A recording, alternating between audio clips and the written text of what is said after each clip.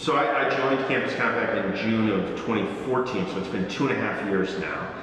And first of all, it's been a fabulous 2.5 years. I've had the opportunity to work with incredible people within our network, our state directors and state staffs, the board, the leadership of our organization, just deeply committed people doing terrific work, and then just, an incredible number of people on all our member campuses across the country. So it's been a ton of fun in addition to everything else. I think partly because we had the opportunity as I was coming in the door to be looking ahead to our 30th anniversary, it just created a good moment to really ask questions about our history, about our deep commitments, and about what we needed to do next. And we also recognized there was a need to kind of re-engage our institutional leaders, presidents and chancellors, deepen their commitment and really spur action following from that commitment on campuses to move this work to the level of impact that I think we all know we need. Yeah. And so again, this was a response to realities on the ground, to the explosion of inequality over the last 30 years, to the deepening of political polarization, and the way those things, both alone and in concert, have really challenged our collective capacity to practice democracy.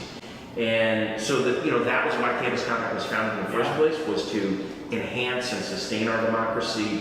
So we, through the action statement, which is the document that kind of gave presidents and chancellors the opportunity to reaffirm their commitment to the values of this work, and then the civic action planning process that follows from that, because the statement involves a commitment to develop a plan, we have really created the opportunity for campuses to reflect on how can they take the infrastructure that they've built up, sometimes with Campus Compact's help, sometimes with the help of other organizations like Imagining America and AAC&U and the American Democracy Project and Community Campus Partnerships for Health. We have now such a strong landscape of organizations and associations supporting this work. So how can we build from the infrastructure to the impact we need to achieve?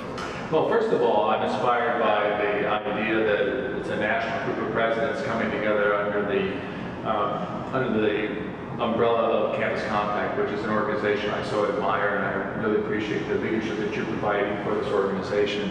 So it's a national movement, but the reason I'm so interested in, I think, the University of San Diego is I don't think there's been a greater need in our society than this time right now. We've just emerged from a period in our history where we've had fighting two wars globally. We came out of the greatest recession since the Great Depression, and we also have a number of questions in our society with regard to how do we treat each other as civil and responsible citizens, including issues around race relations, and some very serious issues that perhaps higher education hasn't faced in 5 or 6 decades.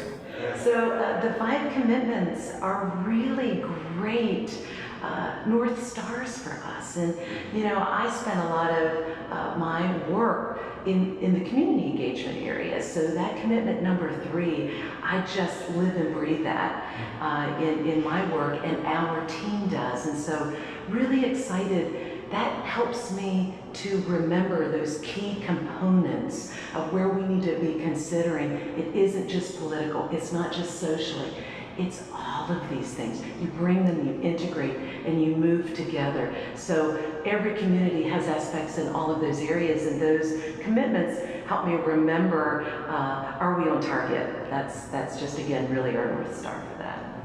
And I think one of the things that we also need to sort of continue to focus on is that the very things that make, for example, students ready to be contributors in the economy, the capacity to think critically, to synthesize information, to work effectively with people unlike themselves. Those are the same things that make people valuable as citizens and lead to strong and healthy communities. So we don't have some fundamental contradiction between doing the work of being a key part of strong regional and national economies and being part of strong community ecosystems and national democratic systems.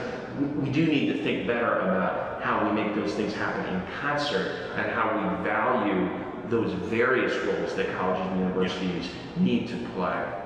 I would be reminded of that this morning, that realizing a civic action plan would be a really important achievement for us, but I think we're very keenly aware of the fact that that's just the first step.